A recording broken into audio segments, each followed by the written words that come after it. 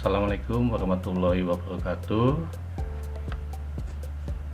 Baik, di sini kita akan sharing bersama ya tentang bagaimana caranya agar ketika siswa ingin mengerjakan soal ya, itu tidak bisa langsung mengerjakan soalnya. Namun ada syarat, siswa tersebut harus membaca materi ataupun mengikuti pembahasan yang disajikan di e-learningnya ya.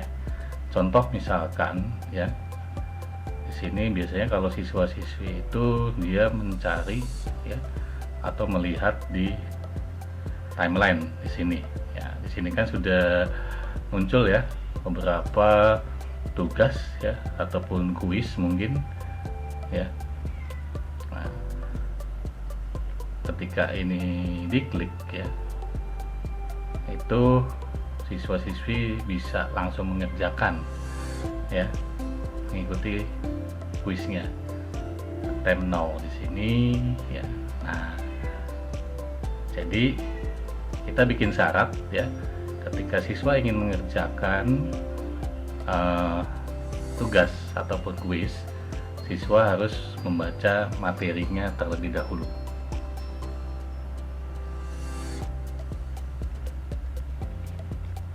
Baik, sebagai contoh di sini misalkan siswa ingin mengerjakan kuis ya.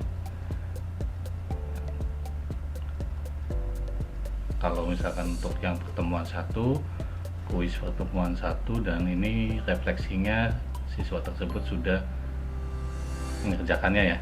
Nah, sekarang kita lihat di kuis pertemuan 2 ya. Nah, ini tidak bisa diklik sama sekali ya, karena di sini ada keterangan terbatas ya, tidak tersedia kecuali activity materi pertemuan kedua 22 Desember 2020 is marked complete ya. Nah, jadi siswa tersebut harus membaca materi terlebih dahulu ya. Materinya bebas, tidak harus menggunakan listen ya, menggunakan page silakan ya. Nah, kalau di sini menggunakan listen ya, dan untuk PowerPoint-nya juga sudah disematkan, diupload dulu di Google Slide ya. Kemudian siswa juga menyimak tayangan video, kemudian selesai ya. Nah, di sini untuk kuis pertemuan 2 ya, itu sudah bisa dibuka ya. Coba kita sekarang kembali lagi ke depan ke pesantren kilat. Nah, ini materi pertemuan kedua 22 Desembernya sudah terchecklist, dan kuis pertemuan keduanya ini sudah tersedia ya. Nah, untuk refleksinya juga itu tidak tersedia kalau kuis pertemuan keduanya belum dikerjakan ya. Jadi terstruktur ya, siswa membaca materi dulu, kemudian mengerjakan tugas ataupun pembahasan ya, kemudian memberikan refleksi dan kesimpulan ya. Baik, sebelum kita mencoba untuk membuat activity completion dan restrict access ya, kita lihat dulu perbedaan antara aktivitas yang sudah diberikan activity completion dan restrict access ya. Di sini terlihat perbedaannya. Contoh misalkan di materi pertemuan kedua, kemudian kuis pertemuan kedua ini ya, untuk di garis kotak checklistnya ini terlihat garisnya itu putus-putus ya, seperti ini. Kemudian di refleksi dan kesimpulan juga itu ada pembatasan, sebelum mengisi refleksi dan kesimpulan, siswa mengisi kuis pertemuan kedua dulu.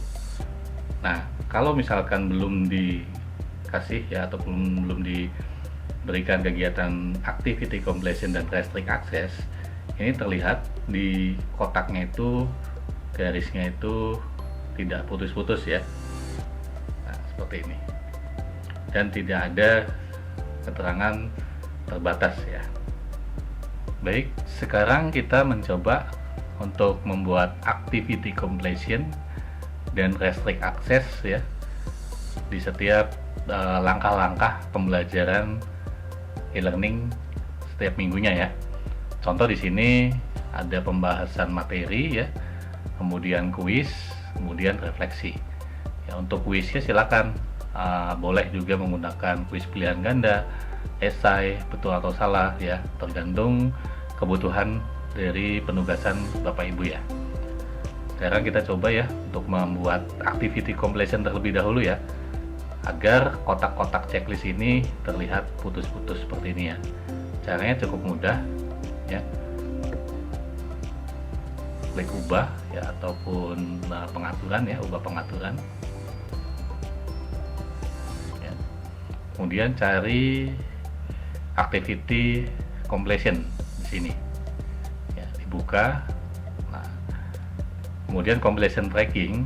Nah, di sini ada pilihan student can manually mark the activity as complete. Jadi siswa tersebut kalau ingin menyelesaikan komplit ya, itu boleh manual. Namun kita syaratnya agar terchecklistnya otomatis ketika materi tersebut sudah selesai dibaca ya. Itu pilih show activity as complete when condition are met ya.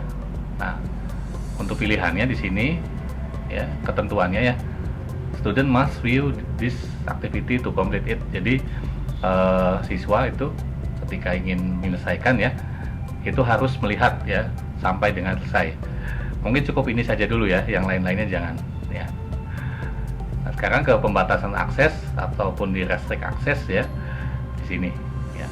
Nah, untuk materi saya rasa tidak perlu ya untuk pembatasan aksesnya ya. Kemudian simpan dan kembali ke kursus. Kemudian nah ini udah terlihat ya garisnya putus-putus kotaknya. Kemudian di kuis sama ubah ya, ubah pengaturan juga dari activity completion, pilih sama juga show activity ya. Kemudian require view-nya the student must view this activity completed ya, seperti ini. Nah, kalau di quiz ataupun di assignment itu biasanya ada tambahan ya, student must submit to this activity to complete it. Jadi siswa harus mengirimkan kegiatan sampai dengan selesai ya, seperti itu. Dan kita berikan pembatasan akses ya, karena sebelum mengerjakan soal-soalnya ya, siswi tersebut harus membaca materi dulu. Nah, di pembatasan akses kita tambahkan pembatasannya ya, atau add restrict ya. Kemudian pilih yang activity completion. Nah, peserta ajar harus ya, atau student must cocokkan kegiatannya apa nih untuk yang ditentukannya ya. Tinggal pilih saja mana tadi untuk yang materi pertemuan ketiga ini ya, klik ini. Nah, ketika ini sudah, kemudian simpan dan kembali ke kursus ya. Nah, di sini sudah ada ya, tidak tersedia kuisnya sebelum mengerjakan atau membaca materinya dulu, dan kotak-kotaknya juga ini sudah terputus-putus ya. Satu lagi untuk refleksi dan kesimpulannya pun sama, ubah pengaturan, kemudian activity completion ya, so activity as complete when condition are met ya, student must view this activity complete ya, seperti ini. Kemudian untuk pembatasan aksesnya, activity completion, cari yang tadi kuis pertemuan ketiga ya, ini.